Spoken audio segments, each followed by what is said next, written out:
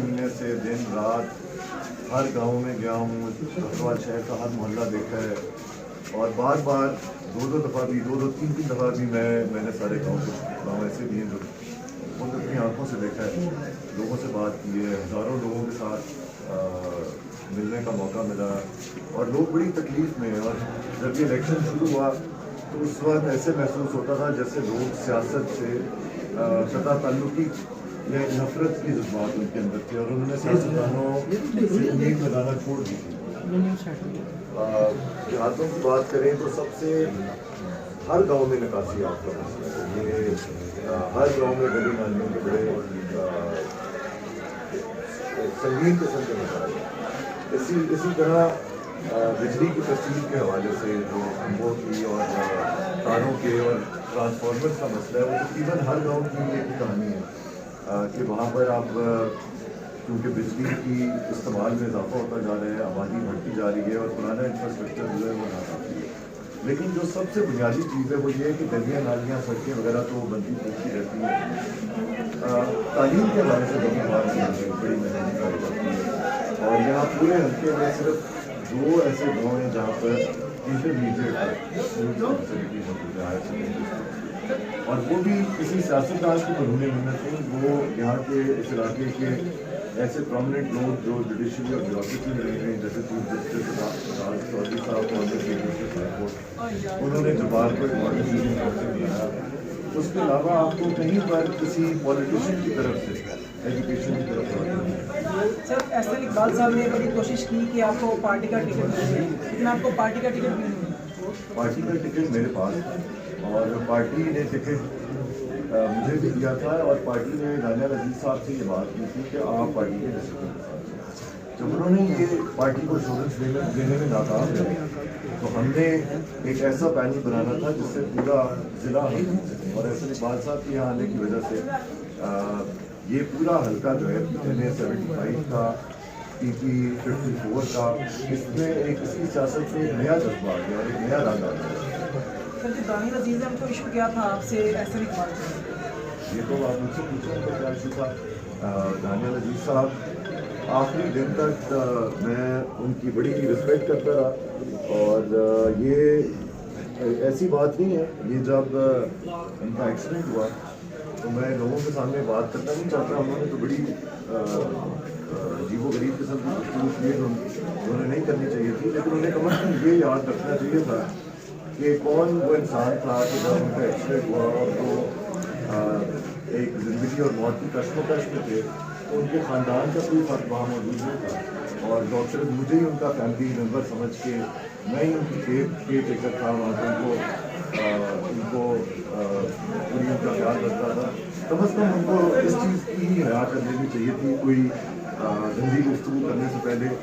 بہرحال وہ ان کا اپنا فیل ہے، آپ مجھ سے خود پوچھیں اس بارے میں نہیں بات کروں۔ سر آپ کا خود کا بیان ہے کہ آپ پہ فائرنگ کروائی گئی، کن مخالفین نے آپ پہ میرا خود کا بیان نہیں، ایک یاد کل اور میرے ساتھ جو ساتھی تھے اس قافلے کا حصہ تھے، جب رات گئے 1:40 پر میں یہاں سے وکیل خان مان صاحب سے ملاقات کرنے کے لیے ظفرآباد سے باہر جانا تھا، تو یہ ایک انتہائی بزدلانہ اور اوچھا کنڈا،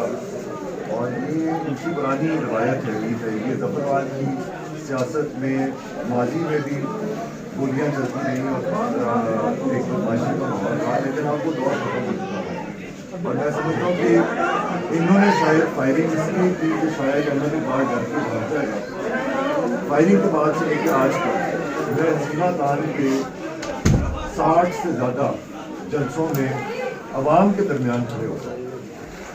بات کر چکا ہوں، اور میرے اوپر فائرنگ کرانے کے بعد اگلے دن جو لوگ نظر نہیں آئے کیمپین پر، ان سے یہ سوال پوچھنا چاہیے کہ وہ کیوں غائب ہوئے اور وہ کیوں آگے پیچھے ہوئے۔ اور یہ انہوں نے پہلے بھی جب ہماری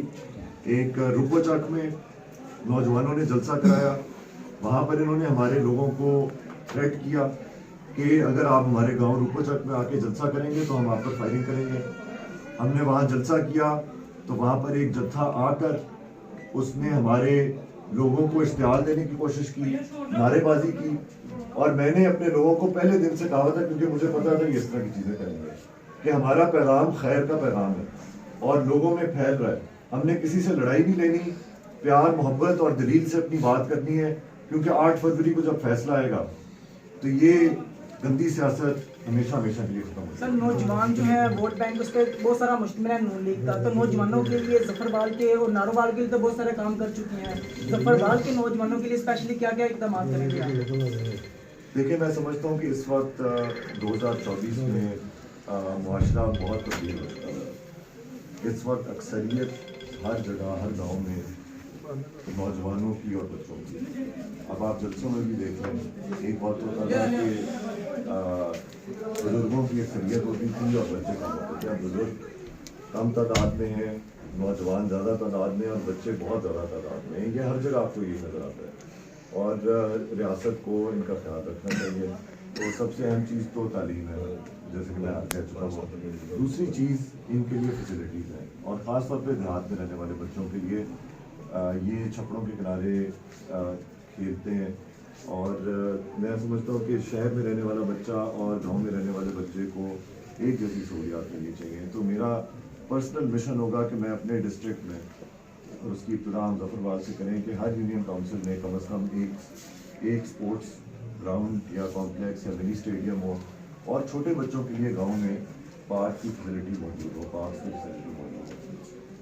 اس کے علاوہ تعلیم کے میدان میں نے آپ کو پہلے بتایا کہ یہاں پر بڑا فقدان ہے. ہم چاہتے ہیں کہ ہر یونین کونسل میں کم از کم ایک ہائی اسکول لڑکیوں کا لڑکوں کا,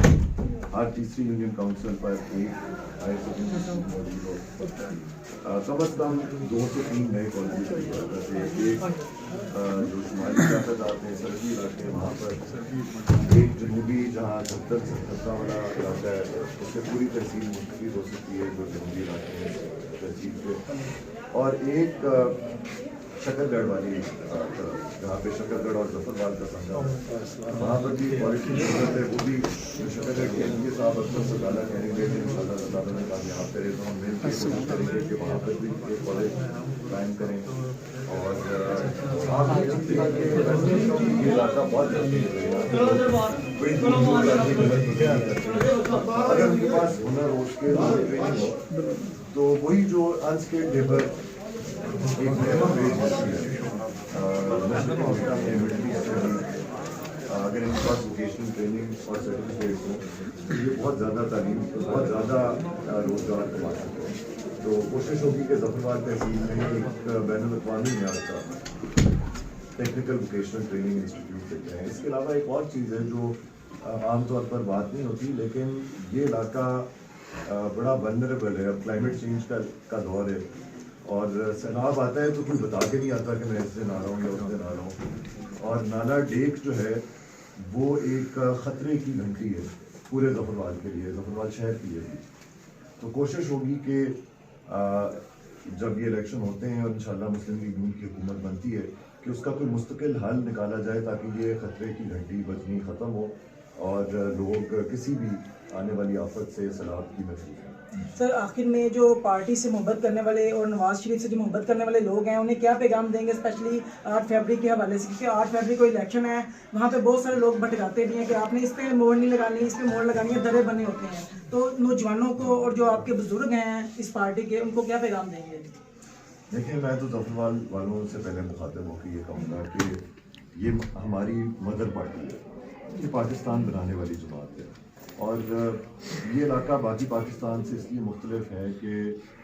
ظفروال اور نارووال سابقہ ضلع سیالکوٹ کا حصہ تھے تحریک پاکستان, اور یہ وہ علاقہ ہے جو قائد اعظم کی تحریک پاکستان میں پیش تھا, فورس فرنٹ پہ تھے. اور یہ 100% مسلم لیگی علاقہ ہمیشہ سے رہا.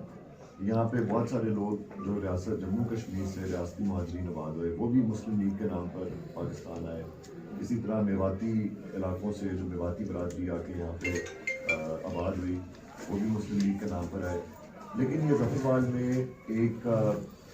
مسلم لیگ سابقہ جو نمائندے رہے وہ پارٹی کے ساتھ وفادار نہیں رہے اور ان کی سیاست اس معیار کی نہیں تھی. ان کی مخالفت میں یہاں پہ مختلف جماعتیں